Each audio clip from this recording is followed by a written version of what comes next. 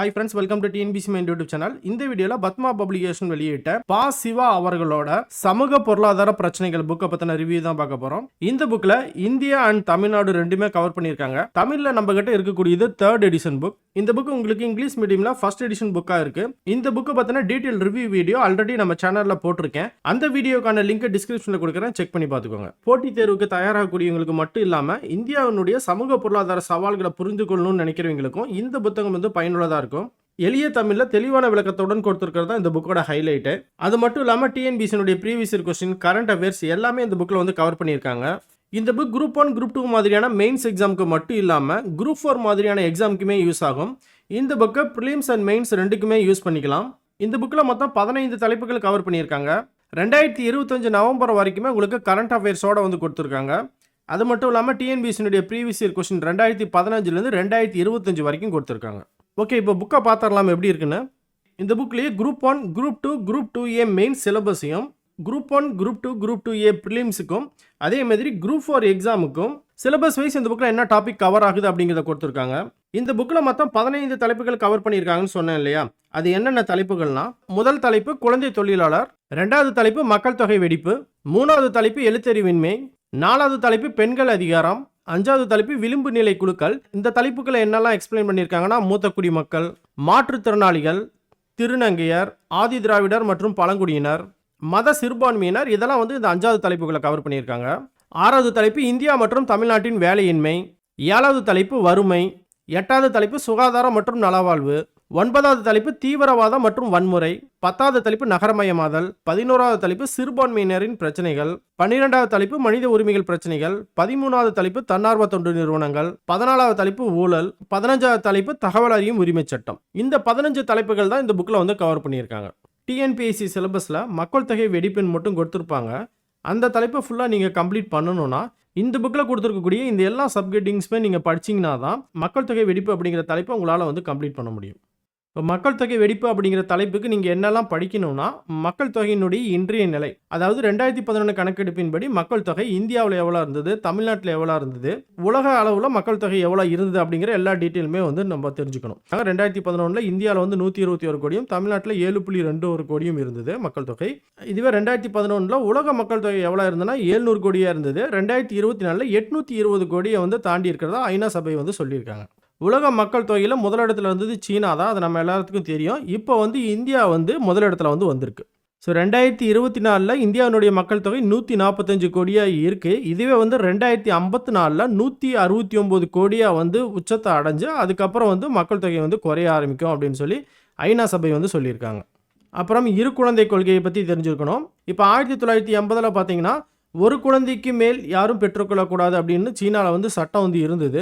இதனால் சீனாவில் என்னாச்சுன்னா இளைஞர்களுடைய எண்ணிக்கை வந்து குறைஞ்சு முதியோர்களுடைய எண்ணிக்கை வந்து அதிகமாச்சு. அதனால் சீனாவில் என்ன பண்ணாங்கன்னா 2014 இரு குழந்தை கொள்கையை வந்து கொண்டு வந்தாங்க. அப்போ 2021 3 குழந்தைகள் வரை பெற்றுக்கொள்ளலாம் அப்படின்னு சொல்லி அறிவிச்சாங்க.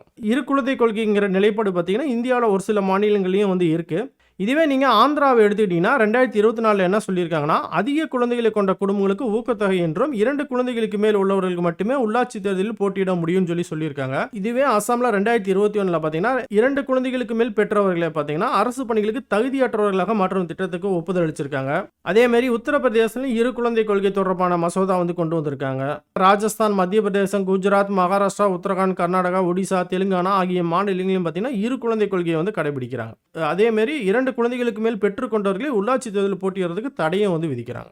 அப்புறம் இந்தியாவினுடைய மக்கள் தொகை கணக்கெடுப்பு லாஸ்ட்டாக வந்து 2011 தான் மக்கள் தொகை கணக்கெடுப்பு வந்து எடுத்தாங்க. இப்போ அடுத்து பார்த்தீங்கன்னா 16வது மக்கள் தொகை கணக்கெடுப்பு 2027 வந்து எடுப்பாங்க. 2011 மக்கள் தொகை கணக்கெடுப்பினுடைய டீட்டெயில்ஸ் வந்து கொடுத்துருக்காங்க. அப்புறம் தமிழ்நாட்டினுடைய மக்கள் தொகை, இந்தியாவில் சாதி வாரியாக மக்கள் தொகை கணக்கெடுப்பை பற்றி டீட்டெயிலாக எக்ஸ்பிளைன் பண்ணியிருக்காங்க. மக்கள் தொகை வளர்ச்சி விகிதம், மக்கள் தொகை அடர்த்தி, பாலின விகிதம், குழந்தை பாலின விகிதம், மொத்த கருவுறுதல் விகிதம், மகப்பேறு இறப்பு விகிதம், குழந்தை இறப்பு விகிதம், மக்கள் தொகை ஈவுத்தொகை, மக்கள் தொகை மாற்றம், மக்கள் தொகை பாலின வயது பிரமிட், மக்கள் தொகை வெடிப்பு பெருக்கம், மக்கள் தொகை பற்றிய கோட்பாடுகள், மக்கள் தொகை அதிகரிப்பு வந்து பொருளாதார வளர்ச்சிக்கு தடையா அல்லது பொருளாதார வளர்ச்சியை ஊக்குவிக்கிறதா அப்படிங்கிறத பற்றி எக்ஸ்பிளைன் பண்ணியிருக்காங்க. அப்புறம் மக்கள் தொகை பெருக்கத்தால் ஏற்படும் விளைவுகள், மக்கள் தொகையை கட்டுப்படுத்த அரசு எடுத்த நடவடிக்கைகள், இந்தியாவில் குடும்ப கட்டுப்பாடு, தமிழ்நாட்டில் குடும்ப கட்டுப்பாடு திட்டம், மக்கள் தொகையை கட்டுப்படுத்துவதில் என்ஜிஓனுடைய பங்கு, அதாவது என்ஜிஓனா நான் கவர்மெண்டல் ஆர்கனைசேஷன், மக்கள் தொகையை கட்டுப்படுத்துவதற்கான வழிமுறைகள். மக்கள் தொகை வெடிப்பு அப்படிங்கிற தலைப்பு நீங்கள் ஃபுல்லாக படிக்கணும்னா இவ்வளோ சப்கெட்டிங்ஸை நீங்கள் கம்ப்ளீட்டாக படித்தா மட்டும்தான் உங்களால் இந்த தலைப்பை வந்து கம்ப்ளீட் பண்ண முடியும். அப்புறம் ஒவ்வொரு தலைப்புக்கு பின்னாடியும் டிஎன்பிஎஸ்சினுடைய மெயின்ஸில் கேட்ட கொஸ்டின் வந்து கொடுத்துருக்காங்க. இந்த கொஸ்டின் பாருங்கள், இந்தியாவில் மொத்த கருவுறுதல் விகிதம் ஏன் குறைகிறதுன்னு கேட்டிருக்காங்க. இது இந்த புக்கில் எங்கே கவர் பண்ணியிருக்காங்கன்னா பேஜ் நம்பர் 81 பாருங்கள், மொத்த கருவுறுதல் விகிதத்தில் இங்கே இருக்க பாருங்கள், மொத்த கருவுறுதல் விகிதம் குறைவதற்கான காரணங்கள் அப்படிங்கிறத வந்து கொடுத்துருக்காங்க. அடுத்த கொஸ்டின் பாருங்கள், இந்தியாவில் அரசு சாரா நிறுவனங்கள் மக்கள் தொகையை கட்டுப்படுத்த எந்த வகையான திட்டங்களை செயல்படுத்துகிறது. இது இந்த புக்கில் எங்கே கவர் ஆகுதுன்னா பேஜ் நம்பர் 102 பாருங்கள், மக்கள் தொகையை கட்டுப்படுத்துவதில் என்ஜிஓவின் பங்கு அப்படிங்கிற தலைப்பில் வந்து கவர் ஆகுது. அப்புறம் 2025 நடந்த group 2A mains objective type கொஸ்டினும் வந்து கொடுத்துருக்காங்க. இந்த புக்கில் அந்தந்த தலைப்புக்கு ரிலேட்டடாக இருக்கக்கூடிய இந்திய அரசு திட்டங்கள், தமிழ்நாடு அரசினுடைய திட்டங்கள் எல்லாமே வந்து கொடுத்துருக்காங்க. இப்போ ஒரு திட்டம் இருக்குன்னா அந்த திட்டம் வந்து எப்போ தொடங்கினாங்க, அதுக்கான நோக்கங்கள் வந்து என்ன, அதனுடைய சிறப்பு அம்சங்கள்லாம் என்ன, அந்த திட்டத்தால் யாரெல்லாம் பயனடைகிறாங்க அப்படிங்கிறதையும் டீட்டெயிலாக வந்து கொடுத்துருக்காங்க. ஸோ இந்த புக்கில் நவம்பர் 2025 வரைக்குமே கரண்ட் அஃபேர்ஸோட கொடுத்துருக்காங்கன்னு சொல்லியிருந்தேன் இல்லையா. இப்போ டிஜி ரிவ்யூ பார்த்தீங்கன்னா நவம்பர் 19, 2025 வந்து லான்ச் பண்ணாங்க. அதை பற்றியுமே உங்களுக்கு டீட்டெயில் வந்து கொடுத்துருக்காங்க. அப்புறம் தமிழ்நாடு மாநில கல்விக் கொள்கை 2025 பற்றி கொடுத்துருக்காங்க. தேசிய கல்விக் கொள்கை 2020க்கும் மாநில கல்விக் கொள்கை 2025க்கும் என்ன வேறுபாடு அப்படிங்கிறதையும் கொடுத்துருக்காங்க.